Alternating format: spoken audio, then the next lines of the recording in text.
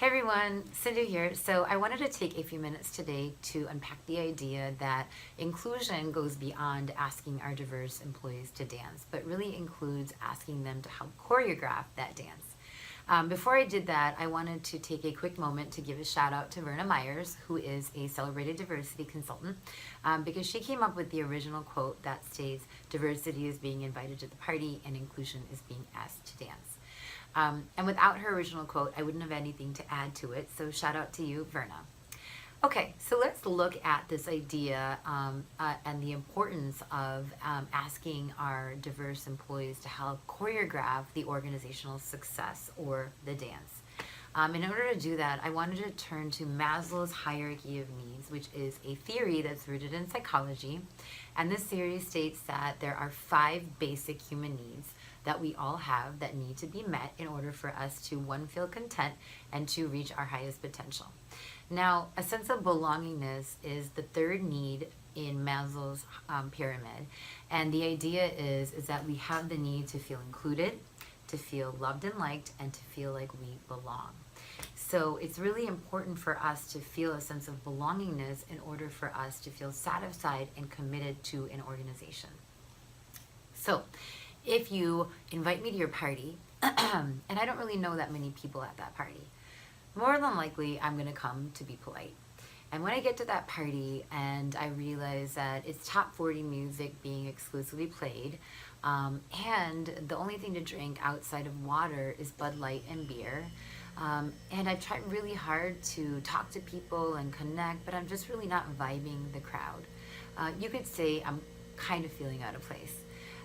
But then somebody asked me to dance, and I accept the offer because I love to dance.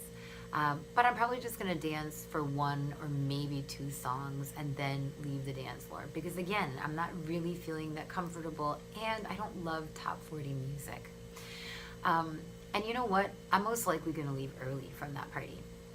And I don't feel bad leaving early because, again, I wasn't really having a great time, and I didn't feel like I really belonged in that environment. But at least I showed up, right? So I did my thing and I left.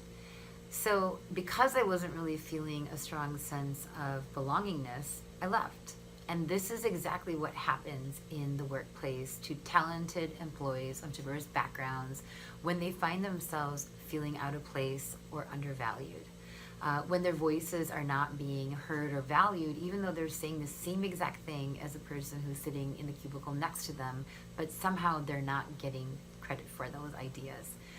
When they're not being invited into the important conversations or into the leadership roles of the organizations. When these people get a better opportunity that opens up for them, more than likely they're going to leave because they don't have that strong sense of belongingness or commitment. Now, if you invite me to your party, but you also know that I love throwing parties, and you ask me to help plan that party, you give me input on decor decisions and what kind of food we should order, and you even ask me to help choreograph a dance with some other folks because you hope to unveil that dance at that party. Not only am I going to show up, I'm going to show up early, and I'm going to probably be on the dance floor that whole entire night. And even though I might not be having the best time of my life, I'm not going to leave that party early. And in fact, I'm going to stay at that party until the last guest leaves and try my best to ensure that it's the most fun party that it could possibly be. And I'm going to do that because I was included in the planning. I was included in the choreograph of that party. And I feel not only a sense of commitment, but a sense of belonging and ownership. So if you take this example and you apply it to the workplace, it means giving diverse employees the opportunity to help choreograph the organizational success, the opportunity to help them lead initiatives or creative strategies, or provide them with resources and mentorship they might need to flourish in their roles and maybe even get promoted. So all of these things are going to help that diverse employee feel committed, satisfied, and a sense of belonging to the organization.